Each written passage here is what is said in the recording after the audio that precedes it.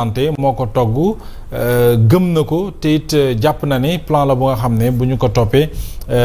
daañu peut-être redresser le Sénégal surtout ci sunu ay finances publiques au moment où opposition bi jàpp nañu ne du plan de redressement économique mais plutôt plan de redressement fiscal la wala budgétaire ban jàngat. waaw avant may dugg ci jàngat bi déjà si li ñu wax ci Turquie il faut savoir que premier ministre ba mu fay dem. dafa ànd ak 6 ministres mu nekk d'abord ministre des affaires étrangères c'est normal ndax moom mooy lëkkale ñaari réew yi mais ministre de l'agriculture ministre de l'industrie ministre de l'économie ministre des forces armées teggu ci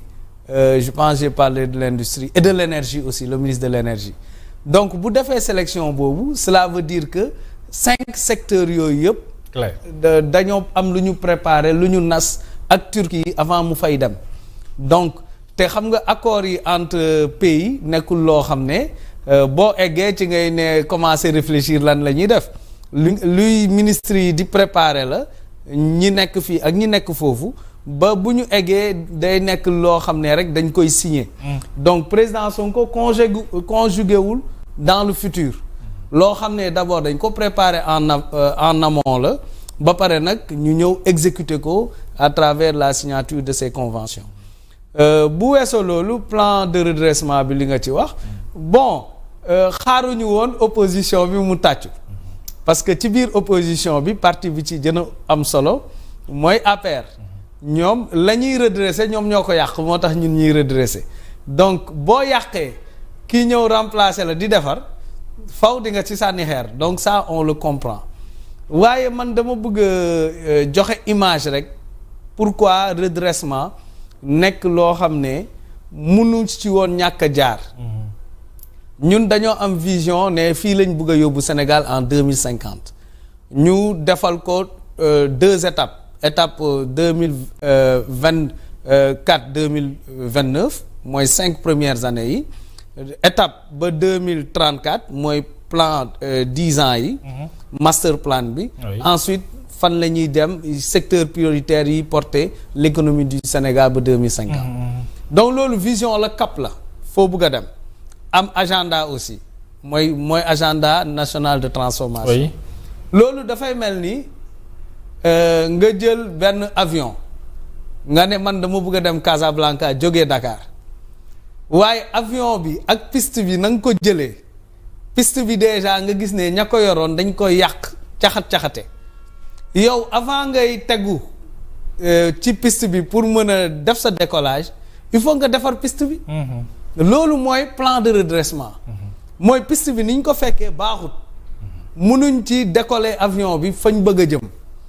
avant ngay décoller nag mooy ñoom lu ñuy wax impulser et accélérer avant phase yooyu il faut nga defaraat piste bi ba mu jekk sa décollage mën a yomb redressement boobu nag bi ñu defee audit des finances publiques nga xam ne IGF ministère des finances moo ko def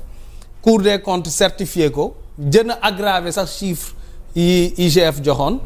ensuite benn cabinet privé international ñëw defaat audit ba fin 2024 gis ne sunu déficit budgétaire 14% la nekk alors que ñi fi nekkoon dañoo ne woon ñu ngi woon autour de 7%. sunu dette ñu ne léegi dette bi on est à 119% du PIB te ñi fi jóge woon ne woon ñoom ils étaient autour de 75%. donc boo gisee situation bu mel noonu il faut nga redresser pour nga revenir ci xam nga mus nga ma fi invité ma ne la lu tax président doon amuñu marge de manœuvre budgétaire loolu la boo amul marge de manœuvre budgétaire yow li ngay recettes yi ngay collecté yëpp da nga koy fay ay bor foo jëlee loo investir foo jëlee loo dugal ci yow plan vision bi nga promettre sénégalais yi loolu mooy problème bi donc pour ñu investir ci secteur prioritaire yi ñu wax ne moom la ñu bëgg pour décoller le Sénégal il fallait ñu dégager marge de manœuvre budgétaire léegi nag plan de redressement boobu am na effectivement aspect financier loolu duñ ko bañal opposition mun nañ ne sax aspect redressement des finances publiques lu ci am solo la waaye aussi à côté dañoo ne alal boobu buñ ko mobiliser daa am fu ñu koy dugal. dañ koy dugal dans les secteurs prioritaires yi porter économie bi. muy agriculture muy industrie muy infrastructure.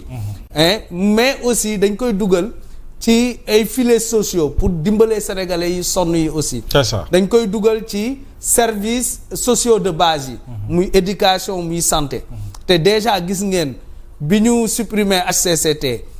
alal boobu dañ ko dugal recruter 2000 enseignants.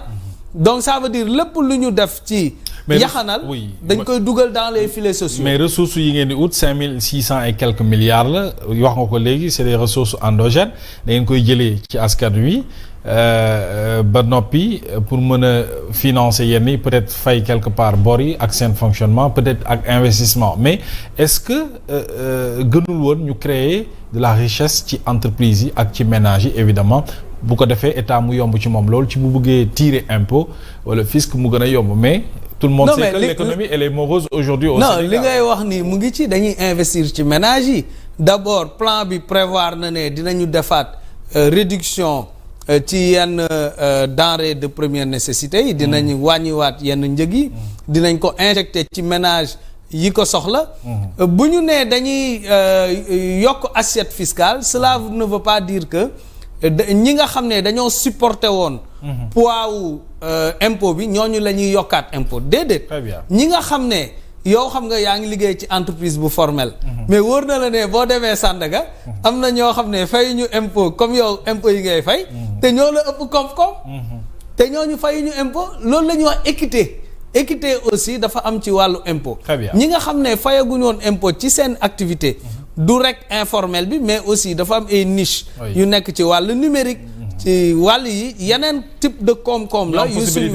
ñu am possibilité dem jëli ko et cetera donc du ñu gën a diisal askan bi dañoo ne du ñu yokk ay taxes ci askan bi waaye li ñuy jël dañ koy delloowaat ci ménage yi dañ koy delloowaat ci entreprise yi nga wax privé parce que dinañ leen aider ci ay garantie de marché ba nga xam ne ku bëgg a gagner ay marché état wala yeneen type de marché état bi mun na la apporter ay garantie dinañ la jox accès au foncier nga mun a jël foncier am ci titre comme les agriculteurs nekk vraiment des propriétaires fonciers nga xam ne dinañ am titre mun ko valoriser dem banque ñu lebal leen donc plan de redressement bi d'accord am na ndimbal bu ñuy jàpp pour ménage yi mais pour entreprise privée yi aussi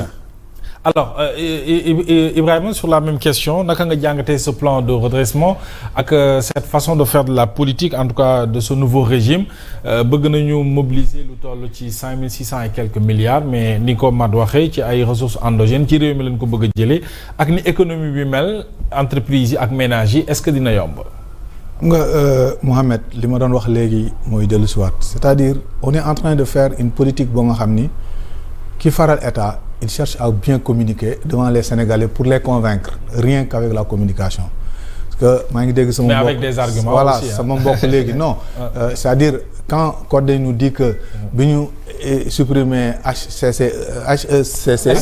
HCCT du moins excuse-moi bi ñu ko supprimer on a recruté tant